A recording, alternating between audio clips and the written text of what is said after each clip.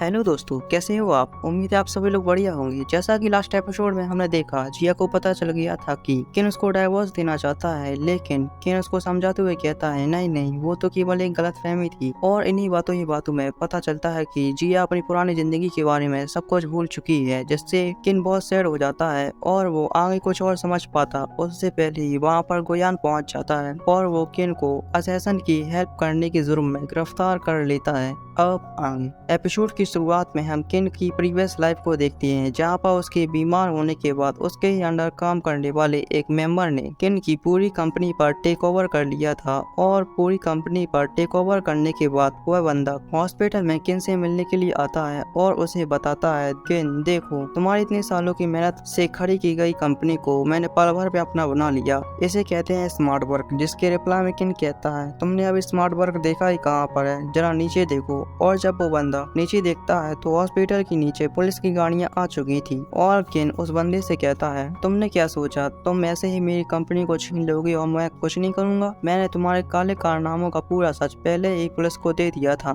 जो सिन वह बंदा गुस्से में बौखला जाता है और वो वहीं पर किन का गला दबाकर उसको जान से मार देता है। और अब सीन प्रेजेंट में शिफ्ट होता है, जहाँ पर हम किन को अकेले एक जेल के अंदर बंद देखते हैं और वो अपनी बीती हुई जिंदगी के बारे में सोच रहा था। तभी उस जेल में एक और बंदा आ जाता है और वो किन को इस तरह कोई हरकत ना करते हुए देख किन को मरा हुआ समझ लेता है और कहता है, मैंने सोचा नहीं था कि आज मैं इस तरह किसी को जेल में मरा हुआ पाऊंगा। और वो किन की खुली हुई आंखों को बंद कर देता है, लेकिन किन थोड़ी ही देर में अपनी आंखें दोबारा खोल लेता है और उस बंदे से कहता है, आखिर तुमने मेरी आंखें बंद क्यों की? और किन को बोलता हुआ देख उस बंदे की सिट्टी पिट्टी गोल हो जाती है और वो बंदा भूत भूत चिल्लाने लगता है। और देखने में यह सीन बहुत ही फनी था। और इसी के साथ सीन चेंज होकर सू मेंशन में जिया पर शिफ्ट होता है, जो कि किन को बचाने के लिए पैसे कलेक्ट कर रही थी। तभी वहाँ पर वो मेट चैन आ जाती है और वो जिया से पूछती है, माय लेडी, क्या किन को बचाने के लिए इतने पैसे काफी होंगे? जिसके रिप्लाई में जिया कहती है, पता नहीं, कपड़े बनाने के लिए रेशम खरीदने के बाद मेरे पास जितने भी पैसे थे वो मैंने कलेक्ट कर लिए हैं और शायद इतने पैसे भी किन को बचाने के लिए काफी नहीं होंगे। इसलिए वो अपने हाथों में पहने जेड ब्रेसलेट को उन पैसों में मिला देती है। जो देख चैन भी अपने कानों में पहने ईयर रिंग्स को उन पैसों में मिला देती है। जो देख जिया उसको ऐसा करने से रोकती है, लेकिन चैन कहती है, नहीं माय लेडी, यह सब आपका ही दिया हुआ है, आज आपको इसकी जरूरत है तो मैं कैसे पीछे हट सकती हूँ।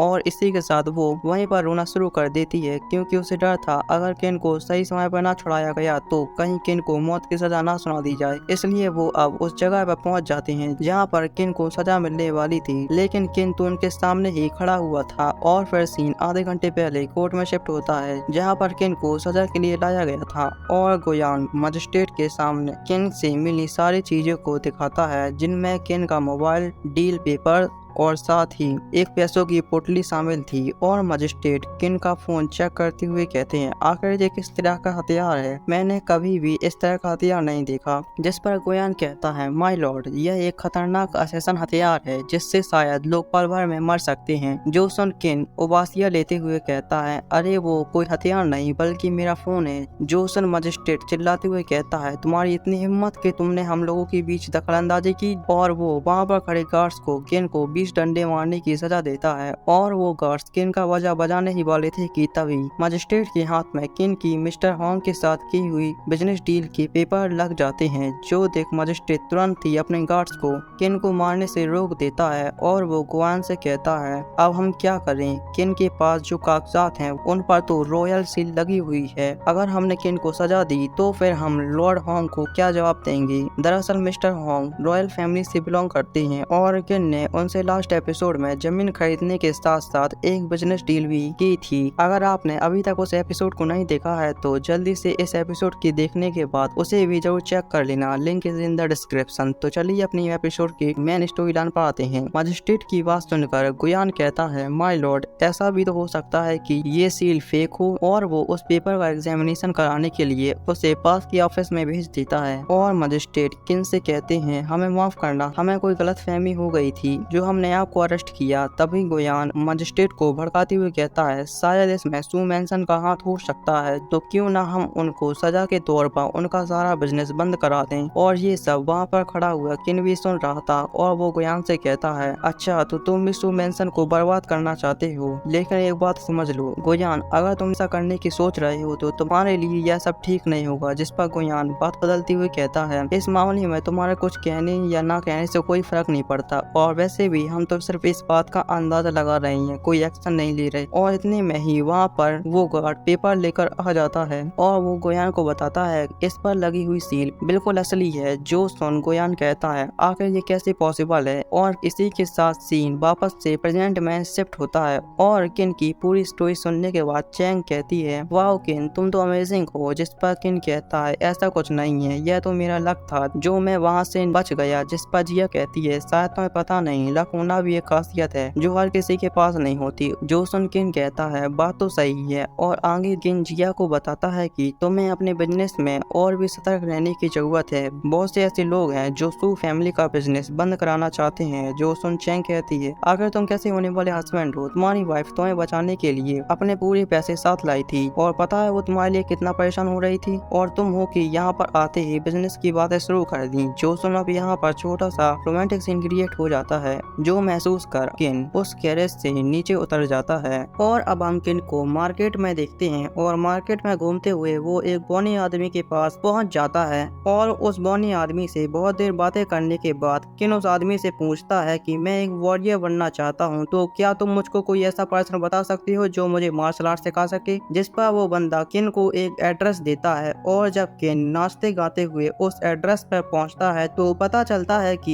यह तो उसी असैसन गर्ल का घर है। और वो असैसन गर्ल किन को अपने पाम से हिट कर घर के अंदर ले जाती है, और वो उससे पूछती है आखिर तुम यहाँ पर क्या कर रहे हो, कहीं तुम मेरा पीछा तो नहीं कर रहे। जिस पर किन उसे बताता है नहीं नहीं मैं तुम्हारा पीछा नहीं कर रहा, बल्कि मुझे एक बंदी ने तुम्हारा एड्रेस दिया है कि तुम मार्शल आर्ट सिखाती हो, इसलिए मैं भी तुम्हारे पास मार्शल आर्ट सीखने के लिए आ गया। जिस पर वो असैसन गर्ल कहती है ठीक है मैं तुम्हें मार्शल आर्ट सिखा तो दूंगी, लेकिन तुम्हें उसके लिए मेरे एक टेस्ट को पास करना होगा। जो सुन किन पूरे जोश के साथ तैयार होकर टेस्ट के बारे में पूछता है, और वो असैसन गर्ल कहती है अगर तुम मेरे हाथ से ये फ्रूट लेने में कामयाब हो गए तो मैं तुम्हें मार्शल आर्ट सिखा दूंगी। जिसके बाद बहुत देर तक खींचाताने के बाद किन आखिरकार वो फ्रूट उस असैसन गर्ल के हाथ से छीन लेता है, लेकिन इसी खींचाताने में उस फ्रूट के 2 टुकड़े हो जाते हैं। जो देख उस असैसन गर्ल को बहुत गुस्सा आ जाता है, और जिसके बाद हमें सिर्फ किन की मार खाने की आवाज सुनाई देती है। और गुस्सा ठंडा होने के बाद वो असैसन गर्ल किन को एक बुक देती है जिसमें मार्शल आर्ट की बहुत सी टेक्निक लिखी हुई थी, और वो किन को बताती है कि तुम्हारी एज 20 साल से ज्यादा है, इसलिए मैं तुम्हें सेकंड लेवल की वॉरियर की ट्रेनिंग दूंगी। और वो सेकंड लेवल की वॉरियर की पावर का डेमो दिखाने के लिए वो एक ट्री पर अपना पाम अटैक करती है, जिसकी वजह से वो पूरा ट्री ही टूट जाता है, और वो असैसन गर्ल वहाँ से चली जाती है। लेकिन जाते वक्त वो अपना नाम सीहोंग बताती है, और देर रात तक प्रैक्टिस करने के बाद जब किन घर पहुँचता है तो जिया उसका इंतजार कर रही होती है। जो देख किन उसको लेट नाइट घर आने के लिए सॉरी बोलता है, जिस पर जिया कहती है कोई बात नहीं, और वो किन को अपने हाथ ऊपर करने के लिए कहती है। जिसके बाद वो उसके कपड़ों का नाप लेने लगती है, और किन सोचता है कि जिया उसको गले लगाना चाहती है, लेकिन जल्दी उसकी यह गलतफहमी दूर हो जाती है, और जिया उसे बताती है कि हमारी सू फैमिली सभी फैमिली मेंबर्स के लिए कपड़े बनवा रही है, और मेरे पास तुम्हारे कपड़ों का साइज नहीं है, इसलिए अब हिलना डुलना बंद करो। और इसी के साथ वो किन से कहती है कल तुमने जो कांड किया है वैसा अब दोबारा मत करना, नहीं तो मजबूरन मुझे तुम्हें तलाक देना पड़ेगा, और साथ ही मैं नहीं चाहती कि तुम दोबारा जेल जाओ। जिसके बाद वो किन को उसके बिजनेस के लिए कुछ पैसे देती है, और इसी के साथ सीन चेंज होकर गोयान उसकी बड़ी भाई पास शिफ्ट होता है,